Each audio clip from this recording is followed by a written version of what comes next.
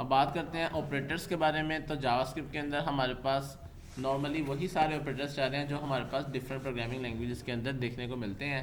जैसा एक सबसे पहले असाइनमेंट ऑपरेटर आ रहा है। असाइनमेंट ऑपरेटर के बारे में मैंने आपको बताया था कि ये अपनी राइट साइड पे जो इसकी वैल्यू शो हो रही होती है उसको ये लेफ्ट साइड पे क्या कर देता है, असाइन कर देता है। 10 जो है वो किस में सेव हो गया, एक्स में जाके। बात समझ आ गई। अच्छा, दूसरा हमारे पास एडिशन का ऑपरेटर आता है जो कि इज़ अ पार्ट ऑफ है अरिथमेटिक ऑपरेटर का। किसका पार्ट है ये, अरिथमेटिक ऑपरेटर का पार्ट है, जिसके अंदर हमारे पास क्या आता है कि आप कैसे दो वेरिएबल्स को प्लस कर सकते हैं। ठीक है, क्लियर। सिंपल कैसे मल्टीप्लाई कर सकते हैं, सिंपल आपने मल्टीप्लाई का साइन इस्तेमाल करना होता है। और ये हमारे पास कुछ लिस्ट ऑफ ऑपरेटर्स आ रहे हैं जिसमें सबसे पहले हमारे पास आते हैं arithmetic operators, plus minus multiply divide. ठीक है, उसके बाद assignment operator, comparison operator, logical operator, conditional operator and type operators. Mainly जो हमें ज़्यादा फेसेस करने पड़ते हैं वो अरिथमेटिक ऑपरेटर होते हैं, असाइनमेंट होते हैं, लॉजिकल होते हैं या कंपैरिजन होते हैं। ठीक है, क्लियर। अरिथमेटिक ऑपरेटर्स की हमारे पास बेसिक्स एग्जांपल्स उसके ऊपर हम वर्क भी करते हैं, लेकिन ये हमारे पास कुछ अरिथमेटिक ऑपरेटर आ रहे हैं, प्लस माइनस मल्टीप्लाई डिवाइड। जैसे आप 4-5 क्लासेस में, स्मॉल क्लासेस में भी आप इन चीज़ों के ऊपर वर्क करते हुए आ रहे हैं। सिंपल अलजबरा जब आपने फर्स्ट टाइम पढ़ा है, मैथमेटिक्स पढ़ा है, सेम ये हम वही सेंस अपने प्रोग्राम के अंदर इंस्टॉल करवाने के लिए हम अरिथमेटिक ऑपरेटर्स को इस्तेमाल करते हैं। Got it class. अच्छा, नेक्स्ट इसमें हमारे पास है असाइनमेंट ऑपरेटर।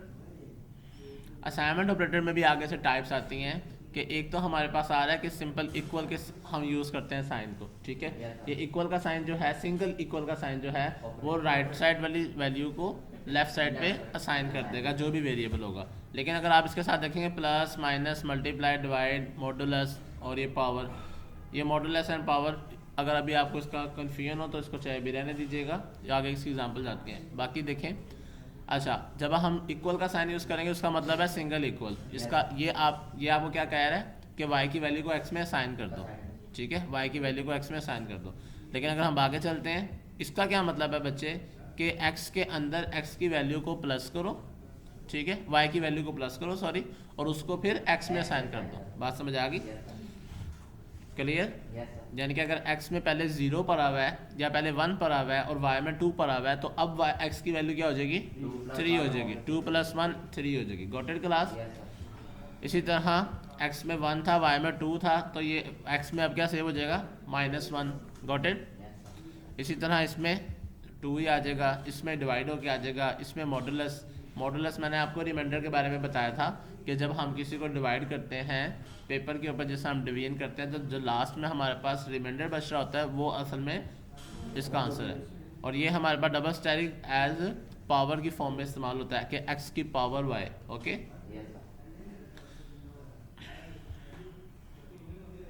नेक्स्ट इसमें हमारे पास एडिंग जावास्क्रिप्ट स्ट्रिंग आ रही है कि अगर न्यूमेरिक वैल्यू है, कौन सी वैल्यू है, तो वो तो जब आप प्लस करेंगे तो वो ऐड हो जाएगी, ऐसे ही है ना। लेकिन अगर आपने कोई नाम है, जिस तरह अफाक है और अहमद है, ये 2 नाम है, अब आपने इन दोनों को ऐड करना है। नोट ऐड मीन्स कि आपने दोनों को मिलाकर लिखना है। ठीक है, तो उसके लिए भी हम प्लस का साइन इस्तेमाल करते हैं, कुछ इस तरह से वो बता रहे हैं। ठीक है, और ये हमारे पास कंकैटिनेशंस भी कहलाती हैं। क्या कहलाती हैं, कि कैसे आप स्ट्रिंग्स के साथ वेरिएबल्स को अटैच कर रहे हैं। Got it. ये दोनों को बेटा उसने एक जॉन और डो के नाम से उसने 2 वेरिएबल्स की वैल्यूज ली, ऐसे उसने सम किया। ये जो दरमियान में स्पेस दिया ना, ये स्पेस असल में ये वाली स्पेस है जो यहाँ पर आ रही है। ओके, और ये इसने first value John, first value save होगी, और सेकंड वैल्यू सेव होगी। अक्सर आप रजिस्टर फॉर्म में कह रहे थे ना, enter first name last name email password, तो फर्स्ट नेम लास्ट नेम आप ऐसे कंकैटिनेट करके आगे शो भी करवा सकते हैं। इसी तरह आगे उसने प्लस के साइन को भी इस्तेमाल करके आपको बताया कि what a very nice day. तो देखें नीचे कैसे उसने स्ट्रिंग को मैच किया। बात समझ लगी कि व्हाट आ वेरी जो था वो एक वेरिएबल था, आगे उसने दोबारा उसी वेरिएबल के अंदर कोई नई स्ट्रिंग से ऐड करनी थी, तो उसने प्लस इक्वल का साइन इस्तेमाल किया। Got it. तो स्ट्रिंग के अंदर और एडिशन होगी, जिसको हम इम्बेड करना भी कहते हैं। इम्बेड कर दिया, ठीक है, वेरी गुड, यस। अगर आप प्लस ना लगाते तो वहाँ पर व्हाट आ वेरी की बजाय क्या सेव हो जाना था, नाइस डे सेव हो जाना था। प्लस ऑपरेटर ने यहाँ पर क्या काम किया कि पुराना वाला डाटा भी पड़ा हुआ और नया भी आ गया। Got it class. यहाँ पर कुछ चीज़ें बता रहा है कि अगर एक स्ट्रिंग हो, एक वेरिएबल हो, तो ये किस तरह से एडिशंस होंगी। ठीक है, इनको आप ट्राई कीजिएगा। और ये हमारे पास अब आगे ऑपरेटर आ जाते हैं कंपैरिजन ऑपरेटर, जिसमें सबसे पहले डबल इक्वल टू का साइन आ रहा है। डबल इक्वल टू का साइन अगर सिंगल इक्वल है इसका मतलब है बराबर, और डबल इक्वल है उसका मतलब भी है बराबर, लेकिन दोनों में सेंस चेंज है। जिस तरह मैं एक क्वेश्चन बोलता हूँ आपके सामने, ये दोनों चीज़ें बराबर हैं, अब मैं यही वर्ड दोबारा बोलूँगा, मिसाल के तौर पर मैं कहता हूँ ये दोनों चीज़ें बराबर हैं। अब आपको सुनने में क्या लगा कि सर आंसर दे रहे हैं, ऐसी है ना कि ये दोनों चीज़ें बराबर हैं। अब मैं यही दोबारा रिपीट करता हूँ, ये दोनों चीज़ें बराबर हैं। अब ये सवाल सुन, लेकिन सेंटेंस मेरा सेम ही था, ऐसी है ना। तो जिस तरह हम वर्डिंग को यूज़ करते हैं और सुनने वाले को लगता है कि ये क्वेश्चन है या आंसर है, हमारे एक्सेंट से फील होता है, बात समझ आ रही है ना। सेम प्रोग्रामिंग में भी ऐसे हुआ है यहाँ पर कि अगर सिंगल इक्वल है इसका मतलब है कि बराबर है, आंसर है, ठीक है। डबल इक्वल है तो वो क्वेश्चन है, क्या मैं अब इसके शुरू में आप क्या लगा लो मिसाल के तौर पे समझने के लिए, ठीक है। क्या ये दोनों चीज़ें बराबर है, तो इसका आंसर क्या होगा, हाँ या ना, ऐसी है ना।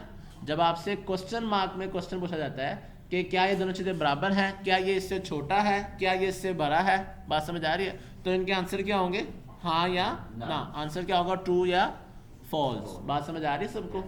तो बेटा जितने भी कंपैरिजन ऑपरेटर्स होते हैं ना, इनके आंसर किस में होते हैं, ट्रू या फॉल्स में, बात समझ आ रही है। और इसके इर्द गिर्द हमें कोई ना कोई एक्सप्रेशन, अरिथमेटिक वैल्यूज डिफरेंट देखने को वेरिएबल नज़र आ रहे होते हैं। सेंटर में हमारे पास ये ऑपरेटर्स आते हैं। इन ऑपरेटर्स में हमारे पास क्या क्या है, कि सबसे पहले equal to, triple equal to. Triple equal to में वो क्या चेक करेगा, उसके दोनों स्ट्रिंग यानी कि दोनों 5 हैं, ठीक है, उसको वो कह देगा बराबर है। लेकिन अगर ट्रिपल इक्वल टू लगा होगा उसके में वो दोनों ये भी देखेगा दोनों में से इंटीजर कौन है और स्ट्रिंग कौन है। अगर दोनों 5 स्ट्रिंग के होंगे तो वो कहेगा ट्रिपल इक्वल टू क्या कह देगा, बराबर है। अगर डबल इक्वल टू होगा तो वो क्या कहेगा, बराबर है। तब तो वो चेक ही नहीं करेगा ना डाटा टाइप, मेरे साथ रहें, बात समझ आ रही है। डाटा टाइप कब तक चेक करता है, जब 3 इक्वल टू वेरिएबल लगे हो, ठीक है। अगर डबल इक्वल हो तो वो डाटा टाइप चेक नहीं करता, सिर्फ वैल्यू चेक करता है। गॉट इट, हो गया। जब 3 इक्वल टू है तो वो डाटा टाइप भी चेक करेगा कि स्ट्रिंग है कि इंटीजर है। अगर दोनों इंटीजर हैं तब वो कहेगा बराबर है, दोनों स्ट्रिंग है तब वो कहेगा बराबर है, ट्रिपल इक्वल टू में। ओके क्लास, यहाँ वो डाटा टाइप भी चेक करेगा। आगे सिंपल है बेटा, नॉट इक्वल टू, और इसमें भी नॉट इक्वल टू, बात समझ आ गई।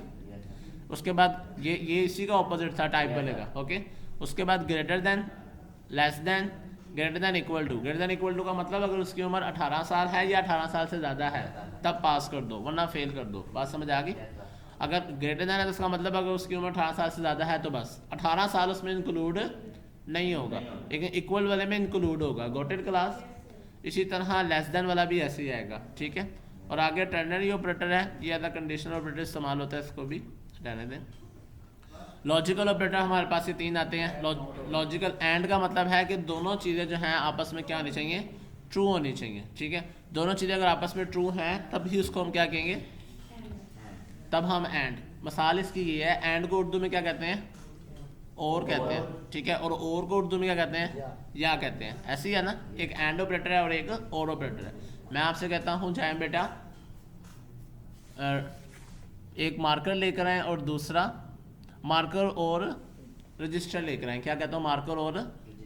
अगर आप ये दोनों चीज़ें लेके आए तब बात ठीक होगी, या एक ले आए तो बात ठीक है, दोनों लेके आओ। तो बेटा और को इंग्लिश में क्या कहते हैं, एंड। अब आपको समझ लगी ये एंड बिहेवियर कैसे काम करेगा, दोनों चीज़ें ट्रू हैं। अब इसी तरह और को उर्दू में क्या कहते हैं, या कहते हैं, या कहते हैं ना। अब मैं कहता हूँ बेटा जाएं पेंसिल और पेंसिल या पेन लेकर आए, पेंसिल या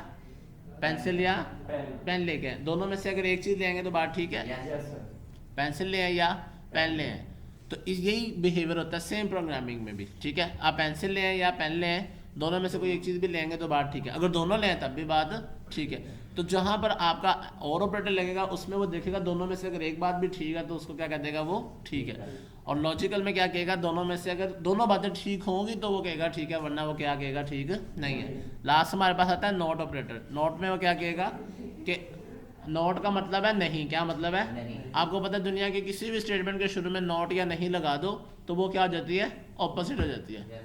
मैंने खाना खाना है, मैंने खाना नहीं खाना, हर चीज़ ऑपोजिट हो जाती है, पता है ना, क्लियर है ना।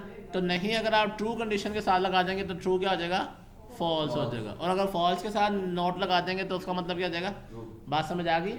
तो ये नॉट हमारे पास तब इस्तेमाल होता है जब हमने पूरी स्टेटमेंट को ऑपोजिट करना हो। Yes, sir.